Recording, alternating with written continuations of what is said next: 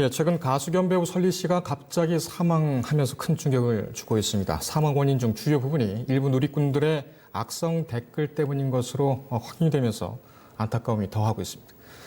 그래서 이 문제는 발생한 시기가 좀 지났습니다만 시간이 지났으면 상당히 중요한 문제고 앞으로도 동일한 사건이 계속될 수가 있는 그런 우려가 있기 때문에 이 부분을 오늘 집중적으로 살펴보도록 하겠습니다. 중기 ITV의 이지은 기자와 함께하겠습니다. 자, 이 기자.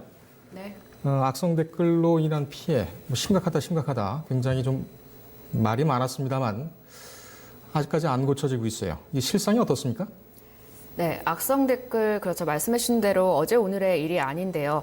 2007년에는 연기자 최진실 씨가 이 악성 댓글로 인해서 우울증에 시달리다가 극단적인 선택을 했습니다. 네. 가수 윤희 그리고 샤이니의 종현을 비롯해서 최근에는 연기자 겸 가수 설리 씨가 악플로 인해서 이 우울증에 시달리다 극단적인 선택을 했는데요.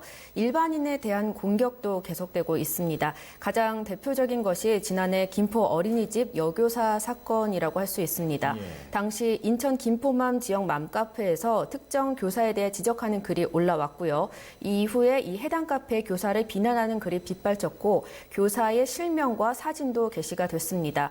해당 교사는 글이 올라온 지 이틀 만에 극단적인 선택을 했습니다. 예. 상황이 이렇다 보니 이 악성 댓글로 인해서 피해를 근절시켜야 한다는 공감대도 형성이 되고 있습니다. 지난 15일이었는데요. 이 청와대 국민청원 게시판에는 인간다운 삶을 위해 최진리법을 만들어달라는 글이 올라왔습니다. 청원인은 네이버 다음 등 이 대형 포털 사이트 댓글에 실명제를 적용할 것을 촉구했는데요. 예. 이날 오전까지 약 2만여 명이 청원을 한 상태입니다. 예. 오래됐고 연구도 많이 되고 피해도 실질적으로 있고 이거 왜 근절이 안 됩니까? 네, 우선 원인을 살펴보면은 악플에 강경 대응을 나서고 있지만 선처 혹은 이 처벌이 솜방망이 처벌이 수년째 반복이 되고 있습니다. 예. 익명 게시판 등에서 이 악플러를 특정하기도 힘든 상황인데요.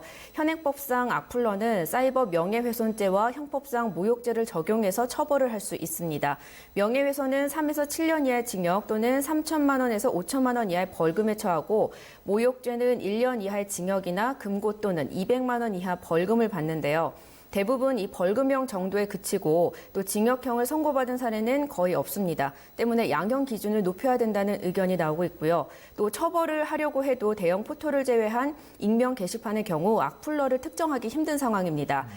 때문에 커뮤니티 사업자가 작성자를 특정하는 방안이 마련돼야 된다는 의견이 나오고 있습니다. 결국은 입법적으로 해결돼야 된다는 얘기인데 이것에 대해서 지금 일단은 두 가지가 문제가 됩니다.